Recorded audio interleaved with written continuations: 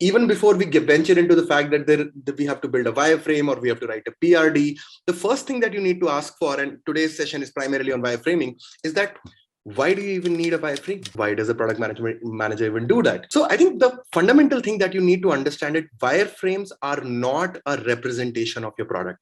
They are not a visual representation of your product. They are specifically a way to communicate what the product is intended to do, right? From two aspects. First part, what do you want the user to do specifically and derive value from, right? And second, is it overlapping with what the business also wants as a fundamental action that you effectively have to derive for, right?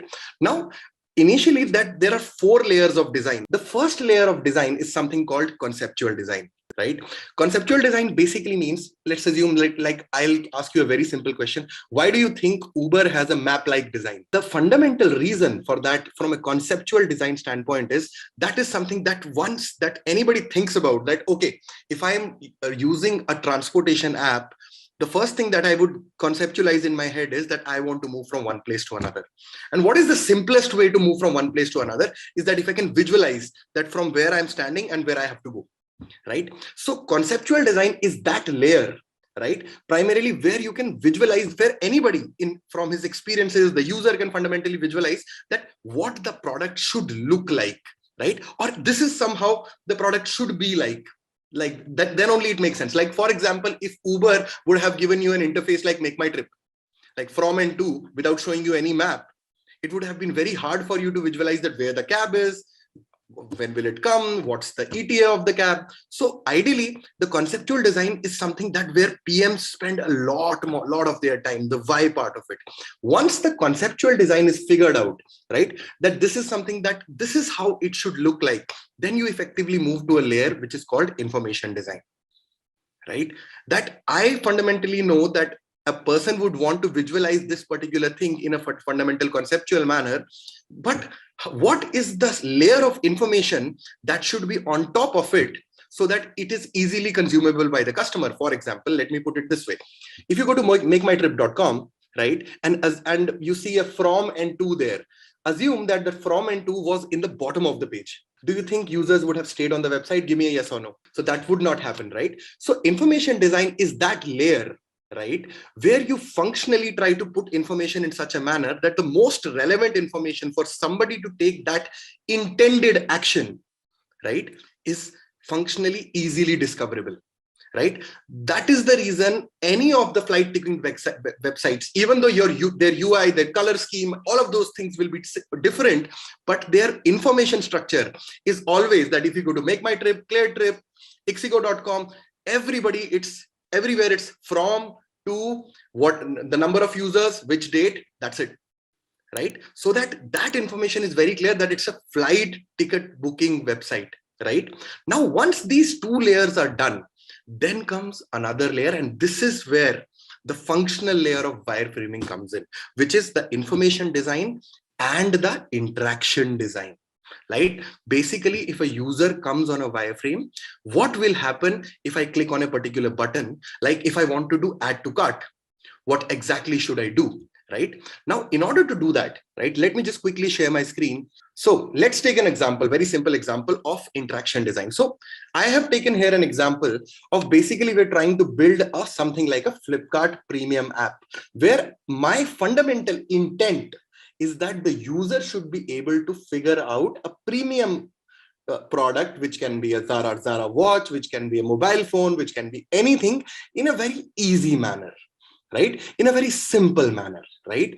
Now, try to understand, try to visualize it from an e-commerce platform. An e-commerce platform at a conceptual design level has fundamentally millions of products, right? Now, if you want to figure out a particular, and web page is web page, it's a small page, it's an infinite scroll, something like that. But at a particular time, you can only show 3 or 4 products, or maybe 5, max to max 10. But that would be like 0.0001% of the total products on the platform, right? Now, if in order, what is the first thing that typically comes that I want to buy a shirt, and you go on a website, what is the, and specifically on a website which has like millions of products, what would be the easiest way from a conceptual design perspective that a user would be able to do it? And that is something that Google was able to do long back, which is building something like search. Right? Search is something that today you go on Google, and Parth has some reason to go on Google. I have some reason to go on Google. It's not like I go on a first go on a website, try to figure out things. I straight away go to Google, type that term, click enter, and I get the top results, right? And that is why if you open any e-commerce website in general, you would see that the first thing on that screen is the search bar. There is a functional logic to it. The logic to it is because they want you to discover from a large catalog of products, most relevant products of yours. So what we do is, once this is figured out, the first thing that we do while for building a wireframe is something that even before we build a wireframe, we build something like a flowchart, which is called a wireframe flowchart. That basically, this is the discovery of information that should happen. And then I will translate that into a particular wireframe, which can be a design layer or whatever and whatnot. So what I did, I created a small flowchart.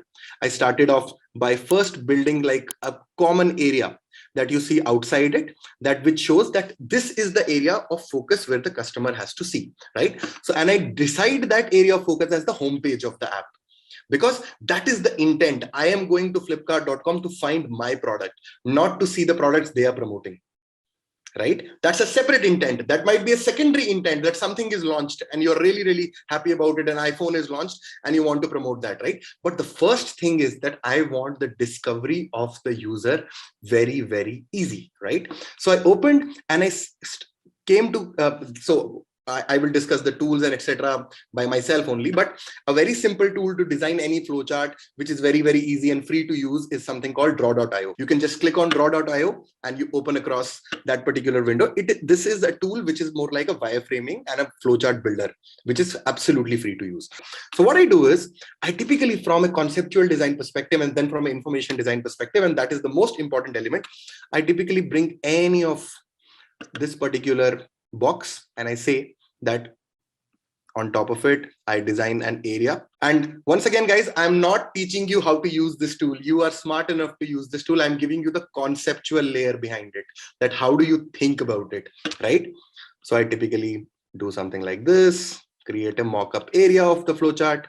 So this is a representation to your design team, that this is how the structure should look. This is the home page. And I just put a text on top of it, that this is the home page area.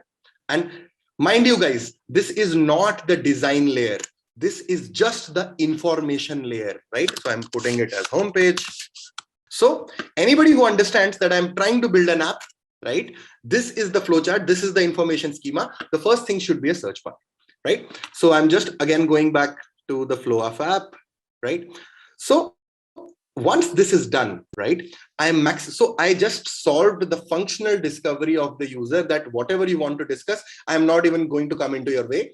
This is how he or she is going to try to figure it out. Now, what is the next thing that I spoke about? That you want to maximize business value also, right? That I also want that, okay, if a brand is collaborating with me as an e-commerce platform, because it's a supply and demand proposition, right? I also want to give discovery to certain products which are profitable to me as a business and also lucrative to you as a customer, but you are just not aware of them, right? So what I do is I say that the second layer on top of it would be something that the launch offer of the day, which I want to promote, right? And it has multiple factors beneath it. It can be something that is getting popular day over day. It can be something that the brand wants to promote across. It can be something that is a common collaboration, that, okay, a brand said that I will be giving it to you on free of cost just to promote myself. So that's the second thing in the flow that I'm functionally talking about, right? And I simultaneously, like I wrote, and then I built something even more deeper. A carousel is something like that. Then the third layer that I'm talking about is primarily like a carousel. Carousel means you see the bunch of things that are moving on the Flipkart website, that those are multiple brands, right? Now, as you move from top to bottom, the visibility and the importance of the information decreases, right? So the launch offer of the day would be something which is like a very, very heavy collaboration or some sort of a thing that I've done some sort of a deal that I've done with Flipkart, that Apple would say that I'll pay you 10 crore rupees.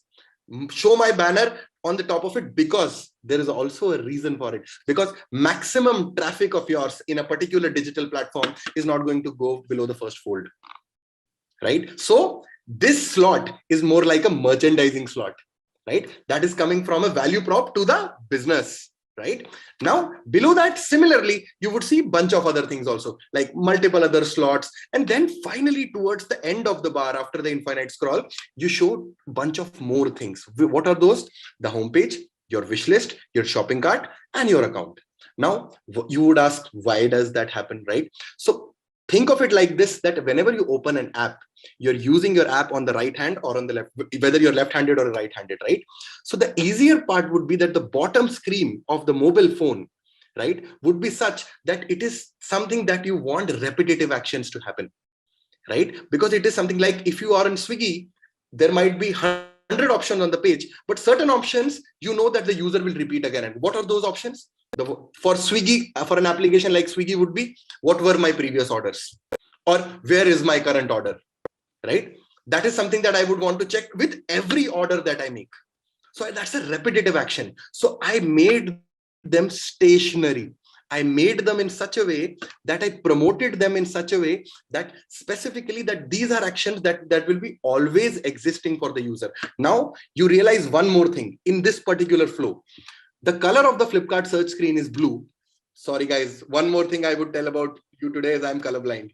So if I say something of a wrong color, just miss that across, right? So just saying whether it's blue or gray, whatever that color is, it's a different color.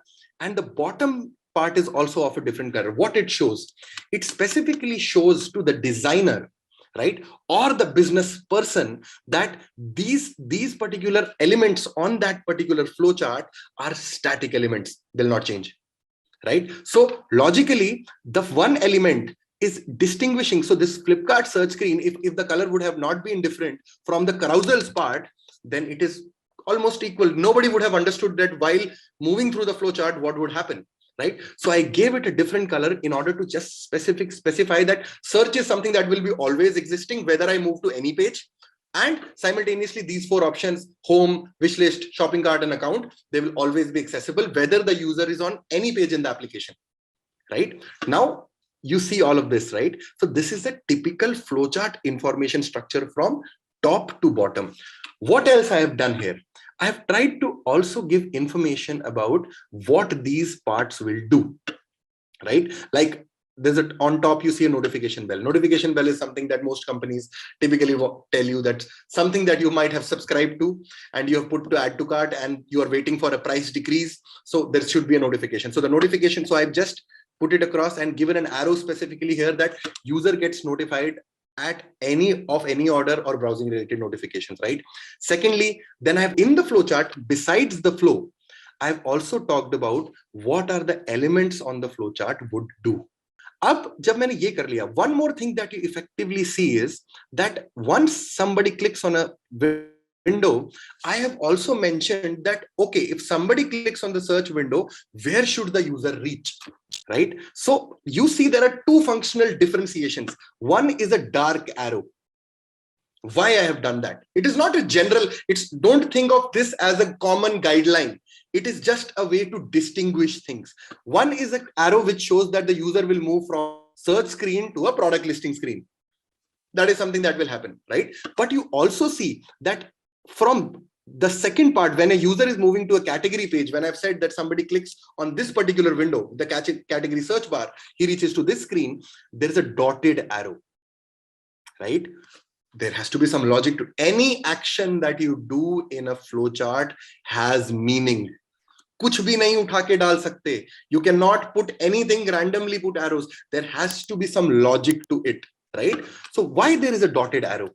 The way that I've typically communicated it to my design team is that this is a primary flow, this is a secondary flow. Most of the users will follow this flow, that click on the most universal search, they will move to a particular screen, search screen, and it would eventually move to any listing page which they are looking at, right? But simultaneously, the users, there can be users who can move to a category page and yet move to the product page, right? But that is not a primary intended flow that I want. because I know for a fact that most users will not go below this, below the first fold, right? So I have specified it in a different way, right? And then I've specifically specified that what will happen. A user can move from here to here, another product info page, and primarily the user can move from a category page to a product info page. And this is typically how you functionally design a flowchart. So a flowchart has 4 considerations. One, the total information flow from top to bottom as a core flow, right? What is the core flow? The core flow here is that I want search bar. From search bar, I would ideally want the user to move to maybe the product listing page. Then from a product listing page, what I would do is to the product page. And finally, probably to the payment page, whatever it is, right? It depends on product to product. When I'm defining the core flow, I would represent it like this, typically in bold lines, which shows that it's a core flow, right? Again, I would try to put it like this. Please mind the irregularities and the badness of the flow of the UI, but I just want to give you such basic context of how it should look like, right? Then the third thing again. So this typically tells that the design team or the UI team or probably the engineering team, whosoever is reading your PRD and looking at your wireframes, that this is the core flow that I have to follow, right? Now, if something is universal, which which will not change while the user moves across the application, whatever the web, whether it's a web application, website, etc., try to put across give it a different color. I have taken a functional layout of a mobile screen, and the first thing that you see is that I've created a large search bar, right? What does it tell you? There are 2 aspects here.